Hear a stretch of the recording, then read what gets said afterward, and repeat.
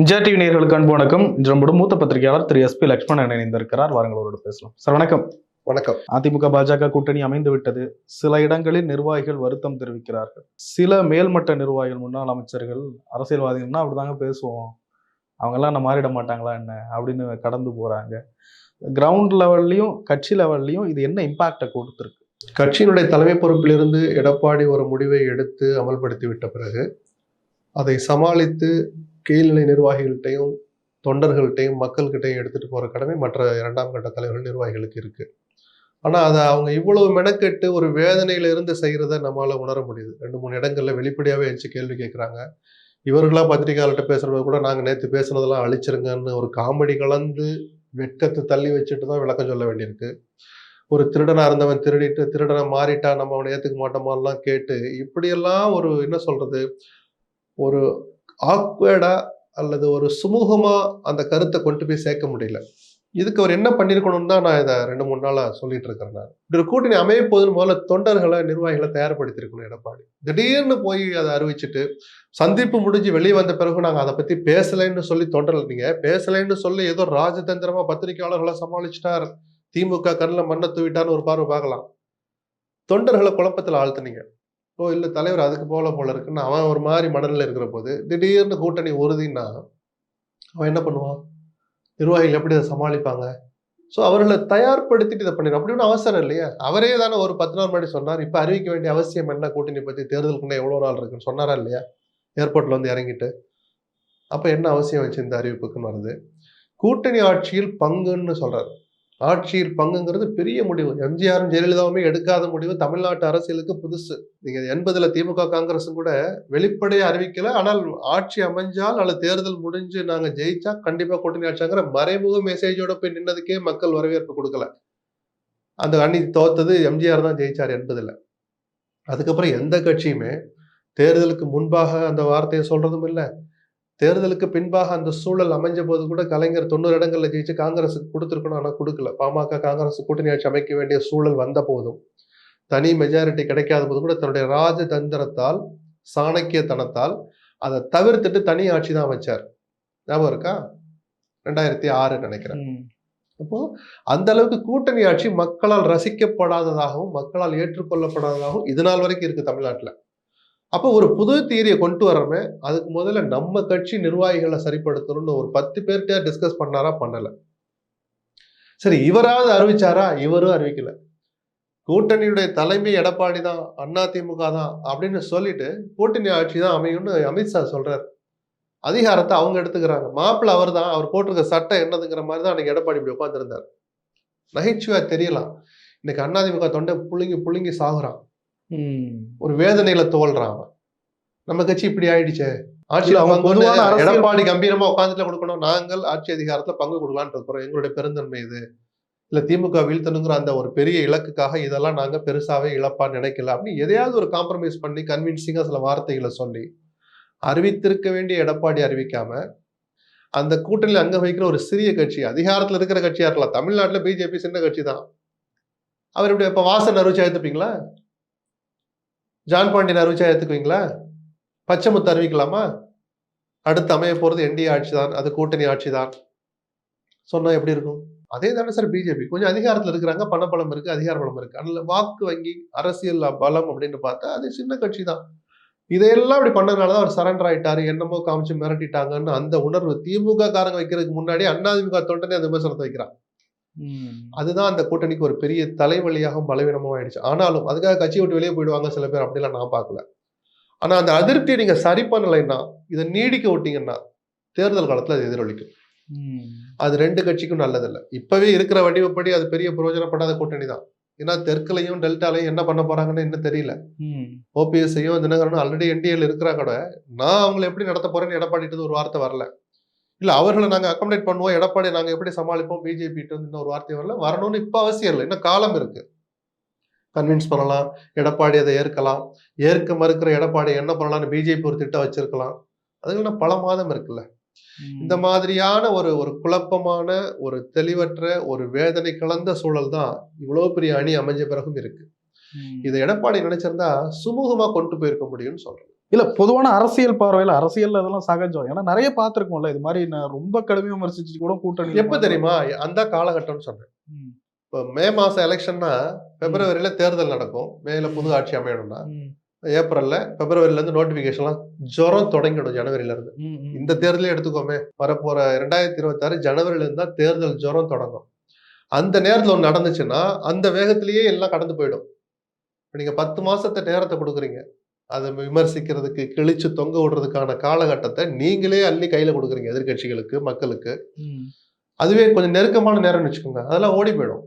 அதை பத்தி விவாதிக்கிறதுக்குள்ள நாமினேஷன் தொடங்கிடும், பிரச்சாரம் அதுல போயிடும் தொண்டை. பரபரப்புலே இன்னைக்கு அந்த வேதனையை பகிர்ந்துக்கிற அளவுக்கு அவனுக்கும் நிறைய நேரம் இருக்கு. உங்களை கிழிச்சு தொங்க விடுறதுக்கும் எதிர்கட்சிக்கும் நிறைய நேரத்தை கொடுத்து பல பலவீனங்கள் நெகட்டிவான பாயிண்ட் தான் இந்த அணி அறிவிக்கப்பட்ட விதமும் நேரமும் நான் சொல்லுவேன். இழுத்து இந்த நேரத்தில் அதிமுகவை இழுத்து பிடிக்க வேண்டிய அவசியம் ஏதோ பிஜேபிக்கு ஏதோ அவசரம் இருக்கு. என்னன்னு புரியல. என்டிஏ நான் வலுப்படுத்திட்டேன்னு சொல்றதா இல்ல அதிமுக வேற யாரோடும் சேர்ந்து வேற அணி அமைச்சிடக்கூடாதுங்கிற அதை தடுக்கணுங்கிறதுக்காக இந்த அவசரமா தெரியல. ஏன்னா விஜயோட பேச்சு நடத்தினாங்கன்னு ஓரளவு எல்லாருக்குமே தெரியும் மறைமுகமா அதிமுக விஜய் கூட்டணிக்காக. அது நடந்துருச்சுன்னா பிஜேபிக்கு இடமெல்லாம் போயிடுமேன்னு கூட அமித்ஷா ஸ்மெல் பண்ணிருக்கலாம். அதுக்கு முன்பாக எடப்பாடியினுடைய கைகளை கட்டி போடலாம், அதிமுக பிற வாய்ப்புகளை முடக்கலான்னு கூட இந்த ஏற்பாடு இவ்வளவு அவசரமா நடந்திருக்கலாம். மற்றபடி வேற ஒரு காரணம் இல்லை. எடப்பாடி பழனிசாமி துளி அளவாவது விருப்பத்தோட போயிருக்காரு. விருப்பத்தோட போயிருக்க மாட்டார். பட் ஒரு நிர்பந்தத்துக்கு அடிபணிச்சிட்டார். அப்படிதான் பாருங்க. இப்ப எடுத்த முடிவு அவர் கொஞ்சம் ஸ்டாண்ட் பண்ணணும். ஆமா நான் சரியா தான் எடுத்தேன்றதுதான் அன்னைக்கு நைட்டு 2 ட்வீட் போட்டார். ஆனா ஒரு இவ்வளவு பெரிய முடிவு எடுத்துட்டு இவ்வளவு பெரிய கட்சியோட தலைமை பொறுப்புல இருக்கிற ஒருத்தர் பத்திரிகையாளர்களை சந்திச்சு ஒரு 10 கேள்வி எதிர்கொண்டு விளக்கம் கொடுத்தாதான் அது ஏதோ பத்திரிகையாளனுக்கு சொல்ற பதில் இல்லை. அதன் மூலமா நீங்க உங்க கட்சி தொண்டர்களுக்கு ஒரு செய்தியை சொல்லணும், மக்களுக்கும் கன்வின்சிங்கா சில விளக்கங்களை சொல்லியிருக்கணும். இந்த நிமிஷம் வரைக்கும் எடப்பாடி சொல்லாதது மிகப்பெரிய தவறு. ஆனா செயற்குழு நடக்க போகுது இப்போ மே 2ஆம் தேதி. அன்னைக்கு அந்த 2ஆம் கட்ட தலைவர்களை முழுசா பேச விட்டு அவங்களுடைய சந்தேகங்களை தீர்த்து வைக்கிற வாய்ப்பை கொடுத்தாருன்னா குறைஞ்சபட்சம் இந்த அதிருப்திகளை குறைக்கலாம் கட்சிக்குள்ள. எடப்பாடி பழனிசாமிக்கு வெளியில இருந்து வந்த நிர்பந்தம் மட்டுமா, கட்சிக்குள்ள இருந்து வந்த நிர்பந்தம்? கட்சிக்குள்ள இருந்து என்ன நிர்பந்தம்? இல்ல மற்ற எஸ்பி வேலுமணி போன்றவர் என்ன இப்படி போய் உடனே அறிவிங்கன்னா வேலுமணிக்கு என்ன நெருக்கடி இருக்கு? அப்படி ஒண்ணும் இல்லையா? இல்ல கூட்டணி வைங்கன்னு அவங்க மூலமா சொல்லுங்க. அதுக்காக இப்பவே போய் அறிவிக்கணும்னு என்ன அவசியம் இருக்கு? இது முழுக்க அமித்ஷா என்கிற ஒற்றை மனிதரின் விருப்பமா தான் நான் பாக்குறேன். வலுக்கட்டாயமா இவ்வளவு வேகமா பண்ணது காரணம்.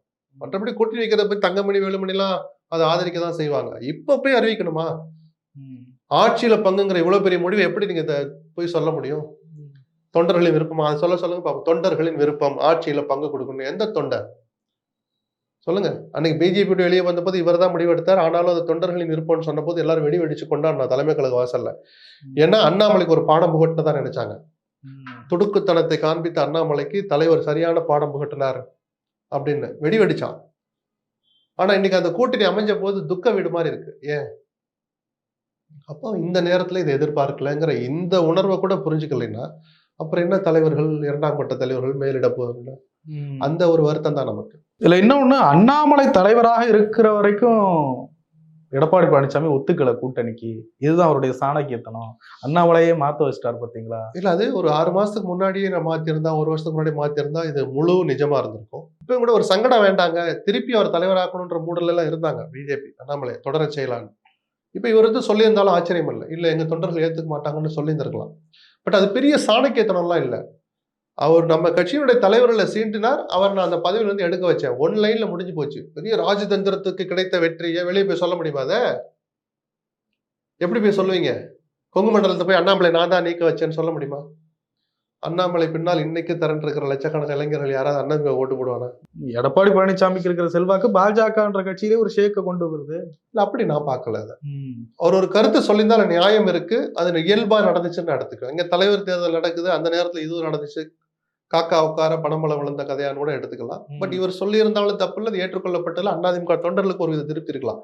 பட் வெளியே சொல்லி கொண்டாடுகிற அளவுக்கு பெரிய ராஜதந்திரம் இல்லைன்னு நான் சொல்றேன். கூட்டணி ஆட்சின்றாங்க, அவ்வளவு பெரிய விவாதிக்கப்பட வேண்டிய விஷயமா அது? கண்டிப்பா. எவ்வளவு பெரிய முடிவு சார். தமிழ்நாட்டு அதிமுக அரசியல் வரலாற்றுல முதல் முறை இது. என்னதான் இருந்தாலும் அவங்க தானே ஆட்சியில இருக்க போறாங்க. யாரு? அதிமுக தான் ஆட்சியில இருக்க போகுது. சரி, கூட்டணி ஆட்சியில பங்குங்கிறது ஒரு மேஜர் கொள்கை முடிவு சார். தமிழ்நாட்டு அரசியலுக்கும் புதுசு, அதிமுக அரசியலுக்கும் அது புதுசு. குறைஞ்சபட்ச தலைமை கழக நிர்வாகிகளை கூட்டு விவாதிச்சிருக்கணும்ல. எத்தனை பேர்ட்ட அவர் பேசினான்னு இப்ப நான் சொல்லும் போதெல்லாம் ஏதோ கதை சொல்ற மாதிரி தான் இருக்கும். நாளைக்கு ஒருத்தர் அதிருப்தியில வெளியில வந்து பேசுற போது நான் சொல்றது நிஜம்னு புரியும். எங்க கிட்ட எல்லாம் கேட்கலாம். டெல்லி போன விஷயத்தையே பல பேருக்கு சொல்லல. குறைஞ்சபட்சம் 10 பேர் கூட சொல்லலையே. எடப்பாடி பழனிசாமி அவரே அந்த பொருளையே சொல்லல. அவரே மறைச்சிட்டு. சொல்லல. ஏன்னா அதுதான் சொன்னேன். அத அவர் ஹேண்டில் பண்ண விதமே தப்பா போயிடுச்சு. ம். ஆமா நான் அதுக்கு தான் வந்திருக்கேன். எங்களுக்கு மட்டும் அணி அமைக்கிற உரிமை நான் இப்பவும் சொல்றேன். அதிமுக, பிஜேபியோட போகக்கூடாதுன்னு சொல்ற உரிமை யாருக்கும் கிடையாது. குறிப்பா திமுகவுக்கு கிடையாது. உங்க அணி நல்லா வலுவா இருக்கலாம். நீங்களே விரும்பினா பிஜேபியோட கூட்டணி வச்சுக்கலாம். அதிமுக மட்டும் செய்யக்கூடாதா? அவங்க ஒரு அணி அமைக்க தானே சார் செய்வாங்க. அது தப்புன்னு நம்ம சொல்லலையே. அவங்க உரிமை அது. ம். எந்த மாதிரி பண்றீங்க, எந்த நேரத்துல பண்றீங்கங்கிறது தான் விமர்சனத்துக்குள்ளாயிருக்கு. ஒரு 3 மாதத்துக்கு முன்பாக ஒரு விஷயம் வெளியில கசிந்தது. அது யூகம் அப்படின்னு கூட சொல்லப்பட்டது. எடப்பாடி பழனிசாமி அவருடைய மகன் போய் அமித்ஷாவை சந்திச்சதாகவும் அவர் 3 இல்ல அந்த மாசம் யூகத்த வதந்தியில நம்ம அதுக்கு மேல வாதிக்க வேண்டாம். ஏதோ ஆனா நிர்பந்தத்திற்கு அந்த அந்த ஸ்டேட்மெண்ட் இன்னைக்கு நடக்குது. அதான் நிர்பந்தத்துக்கு அடிபணிச்சிட்டாரு. அவ்வளவு வழக்குன்ற ரிசல்ட்ட நிர் பாத்துட்டோமே. வழக்குன்ற பின்னாடி நிர்பந்தம். எதுவோ இருக்கலாம். எடப்பாடியவே கூட மிரட்டின பிறகு மிதுன் எந்த மூலைக்கு? இவரையே கூப்பிட்டு வச்சு தானே மிரட்டுறாங்க. ம். கூட்டணி ஆட்சிக்கு 6 மணி நேரம் அமித்ஷாவை காக்க வைத்தார் அப்படின்னு சொல்றாங்க. அது ஒரு பெருமை மாரி. ம். காக்க வச்சு என்ன ரிசல்ட்? அவர் அறிவிக்கிறார் ஆட்சியில பங்குன்னு. இது அதிமுகவுக்கு கேவலம் இல்லையா? அதிமுக ஒரு துளி கூட மதிக்கலையே. எடப்பாடிக்கு ஒரு குறைஞ்சபட்ச மரியாதை கூட அந்த மேடையில அவர் குடுக்கலையே. நான் சொல்லிட்டேன். நீங்க பேசுங்க. மைக்க குடுத்துருக்கணும்ல. ஏன் குடுக்கல? அப்புறம் இது என்ன பெரிய ராஜதந்திரம், என்ன சாணக்கியத்தனம்? சோ எந்த தைரியத்துல சார் அப்ப கூட்டணிய முறிச்சாரு? அப்ப முறிச்சாருல்ல. இல்ல அப்ப முறிச்சது அண்ணாமலையினுடைய துடுக்குத்தனம் தான் முதல் காரணம். அதவே கூட அவர் வேற மாரி சமாளிச்சிருக்கணும். நம்ம தேர்தலுக்கு முன்னாடியும் சொன்னேன், முடிஞ்ச பிறகும் சொன்னேன். வைக்க வேண்டிய நேரத்துல கூட்டணி வைக்கல. இப்ப சட்டமன்ற தேர்தலுக்கு பிஜேபினால ஒரு பிரயோஜனம் இல்ல. ஆனாலும் வேற வழி இல்ல வைக்கிறீங்கன்னா, ஒரு கடைசி நேரத்துல டிசம்பர் அந்த மாரி நேரத்துல அறிவிக்க வேண்டிய வேலைய 10 மாசம் முன்னாடியே அறிவிச்சது தப்பான காரியம் தான். எப்படி சமாளிக்கிறான்னு பார்ப்போம். தவறு நடக்கிறது இயல்பு தான். எந்த தலைவரும் தவறு செய்வாங்க. அந்த தவற இவர் எவ்வளவு வேகத்துல, எந்த அளவுக்கு சரியா நெறிப்படுத்துறார், சரிப்படுத்துறார்ன்னு பார்க்கணும். இதற்கு நடுவுல செங்கோட்டையனை வைத்து ஒரு அரசியல் நடந்தது. அதுக்கு இப்ப அவசியம் இல்லாம போயிடுச்சுன்னு நெனைக்கிறேன். அதுக்காக செங்கோட்டையன காலி பண்ணிட்டாங்க, தெருவுல நிறுத்திட்டாங்கன்னு இல்ல. அவருக்கு ஒரு சங்கடம் தான். ஏதோ பண்ண பார்த்தாங்க. பிளான் பிக்கு அவர ரெடி பண்ணாங்க. இப்ப எடப்பாடி இன்னொன்னு சொல்லட்டுமா? ம். இப்ப இருக்கிற இதே காட்சி அப்படியே தொடரும்னு நெனைக்கிறீங்களா? என்ன 10 சொல்றீங்க? மாசம் வரைக்கும். தெரியாது நமக்கு. சார் முடிஞ்சிருச்சு சார் எல்லாம். தெரியாது. நாளைக்கு சார் தினகரனும், ஓபிஎஸ் எங்க அணியில இருப்பாங்க. என்டிஏல இருக்கிறாங்க. ம். அவங்களுக்கு சீட்டு வேணும்னு பிஜேபி கேக்குதுன்னு வச்சுப்போம். ம். எடப்பாடி முரண்டு பிடிக்கிறார். அத பிஜேபி ஏத்துக்குமா? இல்ல எடப்பாடிய கன்வின்ஸ் பண்ணுவாங்களா? இல்ல அவருக்கு ஃபோர்ஸ் பண்ணி நிர்பந்தப்படுத்தி ஒரு விஷயத்த செயல்படுத்துவாங்களா? தெரியாது நமக்கு. எல்லாம் யூகம் தான். இன்னும் எவ்வளவோ காட்சிகள் இருக்கு.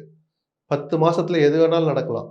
அப்ப எடப்பாடி இல்ல எனக்கும் சவுத்லயும், டெல்டாலயும் எனக்கு வர்ற தரவுகள் சரியா இல்ல. ம். இப்ப இருக்கிற கூட்டணி பத்தாது. சரி அவங்க அணியில இருந்துட்டு போட்டும். நான் சேர்த்துக்க மாட்டேன். பட் அணியில இருக்கட்டும் அப்படின்னு கூட சொல்லலாம். ம். ஆப்ஷன்ஸ் தானே இதெல்லாம். என்ன நடக்குன்னு தெரியாது. இன்னைக்கே நம்ம ரிசல்ட் எல்லாம் சொல்லிட்டு இருக்க முடியாது. இல்ல இது இன்னொன்னு எடப்பாடி பழனிசாமிக்கு இன்னும் பிரச்சனை முடியலன்னு நினைக்கிறீங்களா? பிரச்சனைன்னு சொல்ல விரும்பல. இன்னைக்கே எல்லாம் தெளிவாயிடுச்சுன்னு நான் பார்க்கல. ம். இல்ல நெறைய விஷயங்கள் இதுக்கு பின்னாடி ஆமா சார். இருக்கக்கூடியது. எவ்வளவோ தூரம் போகணுமே. கூட்டணி ஆட்சியில் பங்குன்னா, நான் அவ்வளவு தூரம் கணிசமா இடத்துல நிக்கணும்னு பிஜேபி ஒரு கொக்கிய கொண்டாந்து வைப்பாங்க. மாட்டுவாங்க. 100 இடம் கொடுங்க எங்களுக்கு. கூட்டணிக்கெல்லாம் நாங்க பார்த்துக்கிறோம்பாங்க. அப்படிதானே ஆரம்பிப்பாங்க. இல்ல இதையெல்லாம் கடந்து இன்னும் எதுவுமே எடப்பாடி பழனிசாமி அவர்களின் வாயால ஒப்புதலா வரல. எது வரல? கூட்டணி ஆட்சின்றது நான் ஒத்துக்கிட்டேனா அப்படின்னு நாளைக்கு வந்து இல்ல கேட்பாரு. அந்த ட்வீட்லயே அவர் ஒத்துக்கிட்டாரு. என்னது அப்படியா தமிழ்லயும் தான் டிரான்ஸ்லேட் பண்ணி சொன்னாங்க பிரஸ் மீட்ல. அந்த பிரஸ் மீட்ல ஹிந்தில அவர் பேசினா கூட அமித்ஷா தமிழ்லயும் டிரான்ஸ்லேட் பண்ணி அதையும் கேட்டுட்டு தான் இருந்தார். அப்ப எல்லாம் மௌனமா இருந்துட்டு நான் ஒத்துக்கல இனிமேல் அவர் சொல்ல முடியாது. வெளியில வந்து சொல்லுவாருல்ல. அமித்ஷாவே நாளை பின்ன பார்க்கலாம். அமைச்சரவையில இடமா நாளை பின்ன பார்க்கலாம். தேர்தலுக்கு பிறகு முடிவு பண்ணுவோம்னு தான் சொல்லியிருக்காங்க. இல்ல கூட்டணி ஆட்சிங்கிறத உறுதிப்பட சொல்லிட்டு அது எப்படி அப்படிங்கறதெல்லாம் அப்புறம் பேசுவோம். எத்தனை இடம், பெர்த்ல யாருக்கு எவ்வளவு அமைச்சர் இடம் இதெல்லாம் அப்புறம் பேசுவோம்னு சொல்றேன். நாளைக்கு எடப்பாடி பழனிசாமி மறுக்க மாட்டாருன்னு என்ன நிச்சயம்? அப்படி நான் அதுதான் சொன்னேன். இந்த வடிவம் மாறுன்னு சொன்னேன். இப்ப இருக்கிறது அப்படியே நீடிக்கும்னு நினைக்காதீங்கன்னு நான் சொன்னல. இதெல்லாம் தான் அடுக்கும். புரியுதுங்களா? ஒரு மீறுவார் நான் சொல்லல. எவ்வளவு தூரம் அதை கன்வின்சிங்கா எடுத்துட்டு போறாங்க. அதிமுகல பிற தலைவர்கள் அதை ஏத்துக்கணும். உங்களுக்கு 10 மந்திரி தராங்க அப்படின்னு பிஜேபி சொல்றாங்க. மற்ற கட்சிக்கெல்லாம் ம். கொடுக்குறாரா கொடுக்கலையா? அதை மற்ற கட்சிகள் ஏத்துக்குதா? ம். மொத்தமே இவ்வளவுதான் சீட்டுன்னு இருக்கு. பெர்த் 30 பேர் தான் மந்திரி. 30ல எவ்வளவு கொடுத்தா நம்ம எங்க போறது அப்படின்னு இங்க இருக்கிறவங்களுக்கு கோவம் வரும்.